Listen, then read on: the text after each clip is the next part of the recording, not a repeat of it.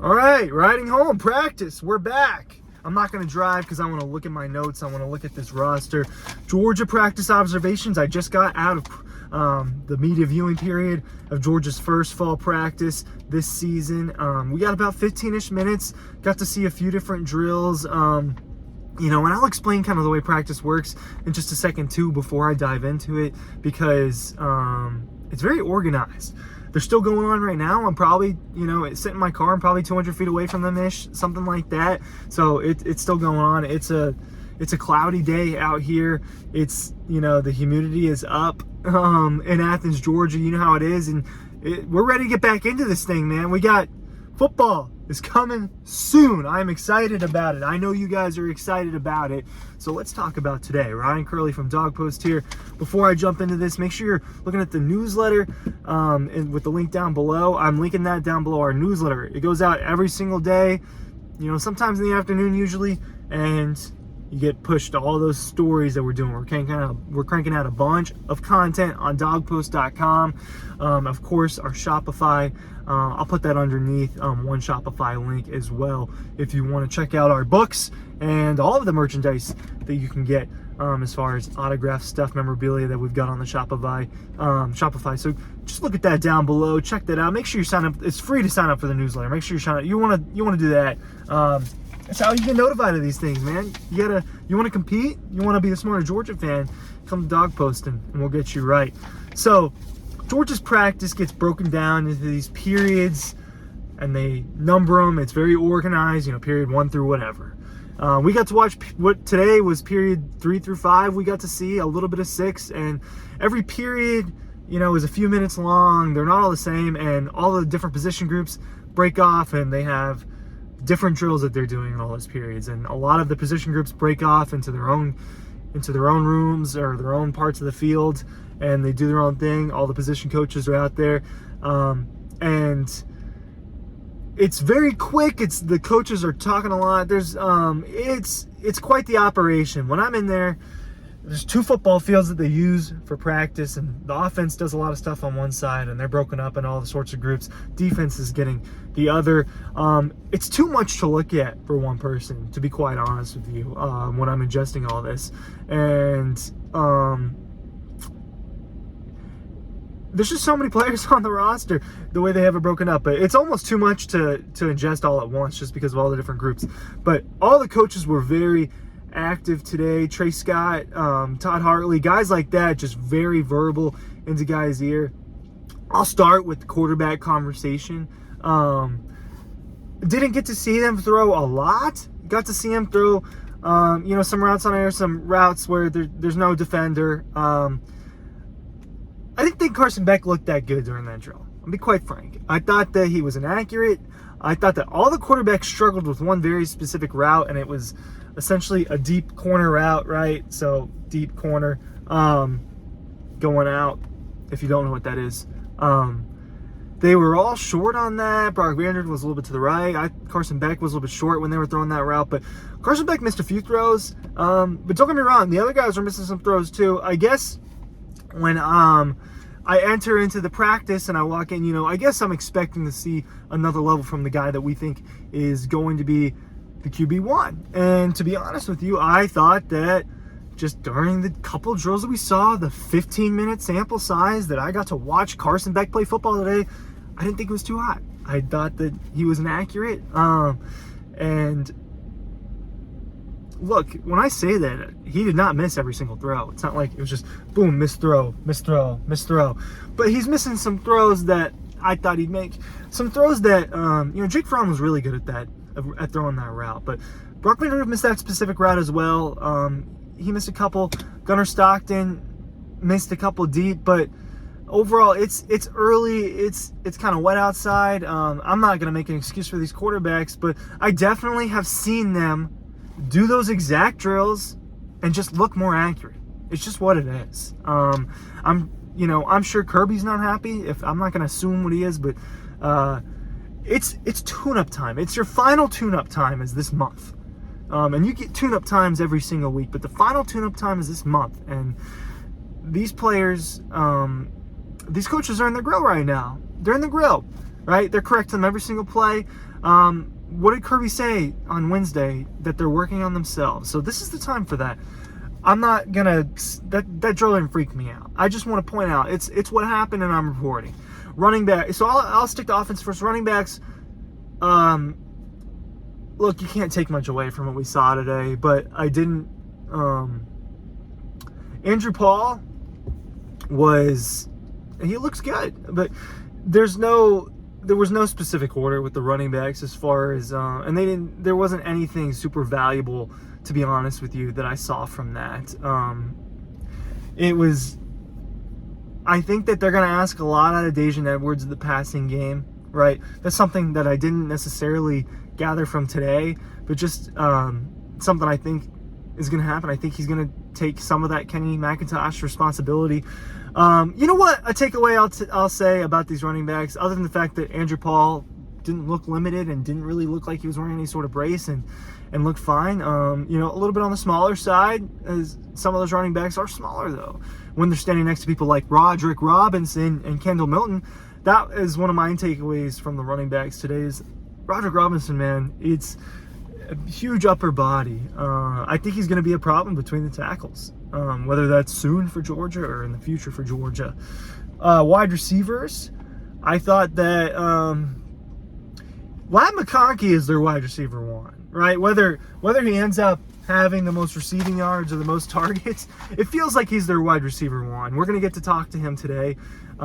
He's kind of always first. Marcus Rosemy-Jackson, a guy that is now in his fourth year. Arian Smith, those guys are there with him in those first groups. They mix and matched a little bit with the receivers. Ra Thomas is a guy who, during spring practice and now today, he is with the third, fourth, fifth groups of receivers, and that didn't change today. Today he worked with a lot of fifth-team guys. Guys like Jackson Meeks were ahead of him. Guys that are generally not seen as talented as him, if we're just being honest, are ahead of him in these drills. So Dominic Lovett worked with the second group a lot today. He had an issue with his helmet at some point, so it looks like he took a few plays off. Trying to think if there was anything else from the receivers. It's a room that looks different. It's a room that doesn't have A.D. Mitchell. It's a room that doesn't have Kyrus Jackson. Kyrus Jackson and A.D. Mitchell were in that first string group. And it's going to have, I think Arian Smith is going to have a big role in this. I think Dominic Lovett's going to have a big role in this. I think Ladd McConkey's going to have a big role in this. I would say those are probably their three main receivers. And then rope in Marcus Rosemy-Jackson with that. Tight ends, look, I didn't spend a lot of time watching the tight ends. I watched them for a minute. But Bowers is your one, Delp is your two. It looks like Lawson Luck is your three, and it looks like Pierce Spurlin is your four. Pierce Spurlin looks active, right? I know he dealt with a collarbone earlier on. Had that during spring. I tell you what, I think Lawson Luck can be really good. Not the exact same build to Bowers, but you kind of see the vision there, right? With those three tight ends. None of them are really tight ends that are towering over you the way Darnell Washington did, and that's not how all tight ends are, but And I think that Pierce Spurlin is kind of your tallest in that room, but he's also a little bit more slender. He's not as big. Lawson Lucky, like Bowers, a little bit shorter, a little bit stockier out of those tight ends. I tell you what, though, Oscar Delp put on some muscle. I want to note that Oscar Delp has put on some muscle. I heard it chopping it up with someone talking about his weight and how they only had him listed at 225. It looks like he's probably a little bit more than that, and he's probably a legitimate 6'5". Offensive line. Here's your first string.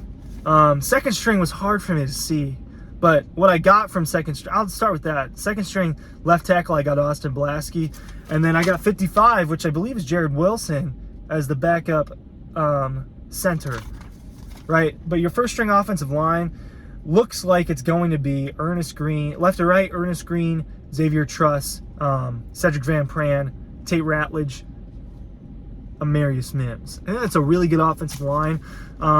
It'll be two new starters. Now, Amarius Mims started in the playoffs, right? So he has significant playing time.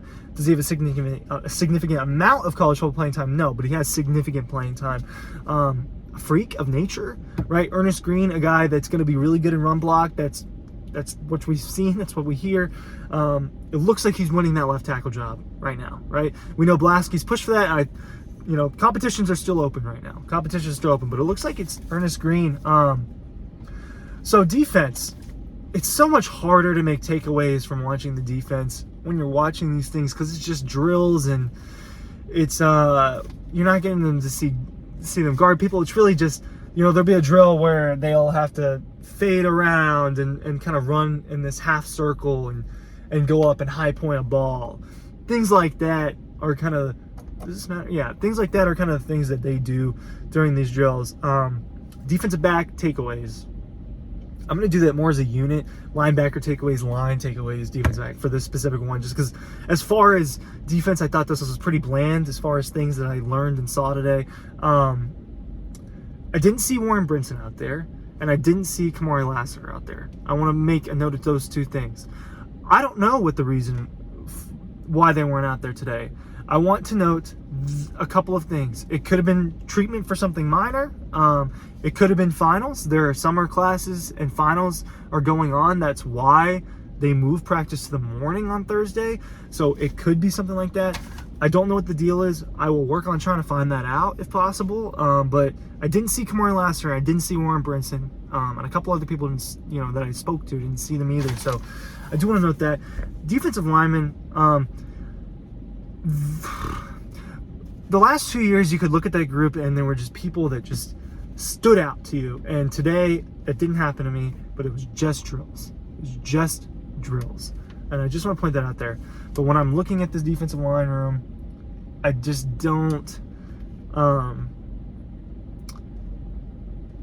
there's no one that physically stands out, right? And that doesn't mean that there's not going to be a player that stands out. There's not going to be all of them play well. But they don't have this physical specimen. You know what? I can't say it. You can't say that. They're really good guys. They're 4 and 5 star defensive linemen, these guys, and they are physical specimens. It's hard when you're comparing them consistently to Jordan Davis and Jalen Carter and guys like that. Is their game record going to step up for them? It'll be interesting to see. Michael Williams gets a lot of attention in these drills. He just does.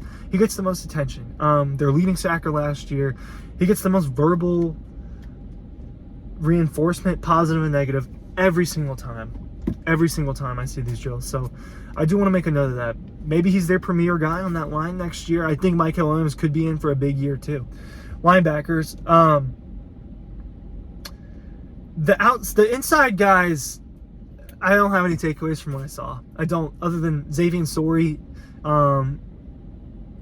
looks good, looks athletic, and a guy that is getting a lot of time and reps because of Smile-Mon and dealing with some injuries. But those inside linebackers are quite possibly, they're maybe the position group you need to worry about the least on this Georgia team. It's a good question. Brock Bowers and the tight ends are probably the things you worry about the least. The outside linebackers. Chaz Chambliss is definitely that leader of the group. Also probably the smallest guy in that group. But behind him, what is important is what looks like to be their main rotation on the outside linebackers is I think you're going to get a lot of Chaz Chambliss, obviously. And I think you're going to see a heavy rotation of these three guys. More specifically, these two guys. I think Marvin Jones Jr. and Darius Smith are going to be on the field a lot. I think that's what's going to happen. These guys are big. These guys are long. They are fast. They are good pass rushers. They have potential. Expect to see those guys. 16, I believe that's Carlton Madden. I want to confirm that. CJ Madden, he was working with them. It looks like he's with them. Another guy, he's not as slender as them, but just as, big and long. Like Darius Smith and Marvin Jones Jr. He's a big guy, a little bit chunkier, but another good young pass rusher that's going to get on the field. I just think CJ Madden's going to get on the field. They've got a lot of freshmen that are going to push for time on the field, like Damon Wilson and Samuel Mpemba, but those guys are ahead of them.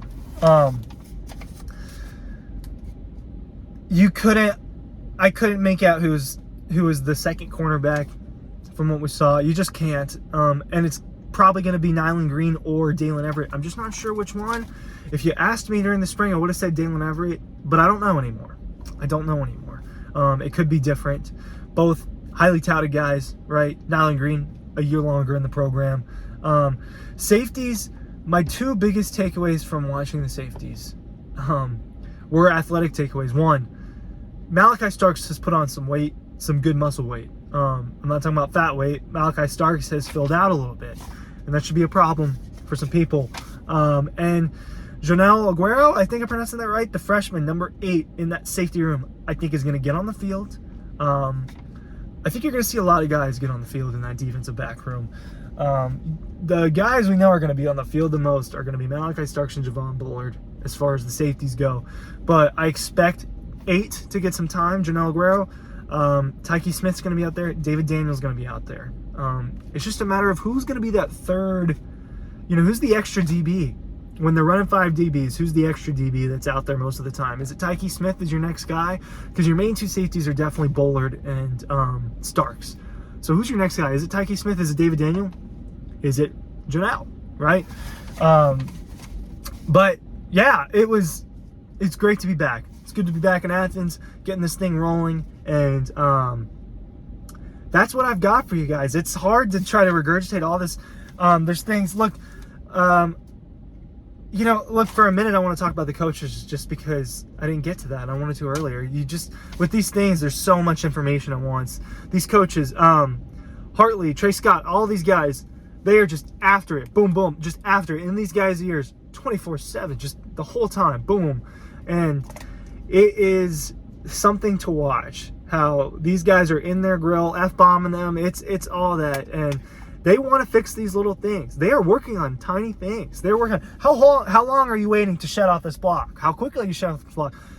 They're working on themselves right now, and they're working on the little stuff right now. It's those little things, perfecting all the little things, I think, is part of what helps them win national championships. Having a staff that wants that helps you win national championships, and that's what they've been doing, and they might do it here again. Those are my practice observations and takeaways.